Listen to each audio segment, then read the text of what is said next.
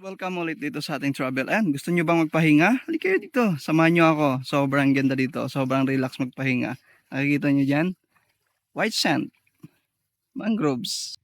So guys, napadaan lang tayo dito sa lugar nito. Sobrang ganda talaga. Kaya hindi natin na kinuha na natin yung pagkakataon na para makuna ng video, yung ganda ng lugar.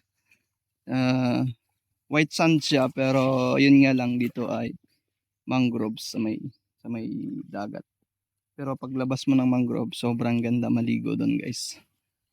Pero sobrang sulit pag dito ka nagpahinga. Ipapakita natin, guys. Ayan. Ito siya, guys. Ganito siya kaganda. Kung makikita nyo. Ayan. Sobrang linaw ng tubig. Ayan.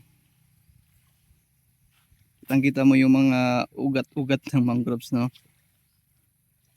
Siyempre, pag lalakad ka ng malayo, puro white sand ang dadaanan mo.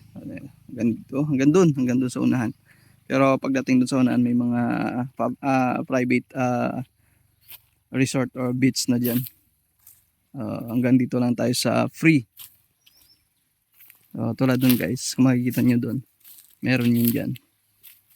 Hanggang doon yun sa dulo. Sobrang ganda dito talaga, guys. Sobrang nakaka-enjoy.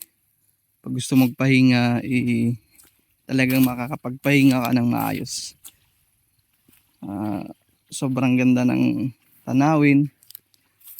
At syempre, presko yung hangin.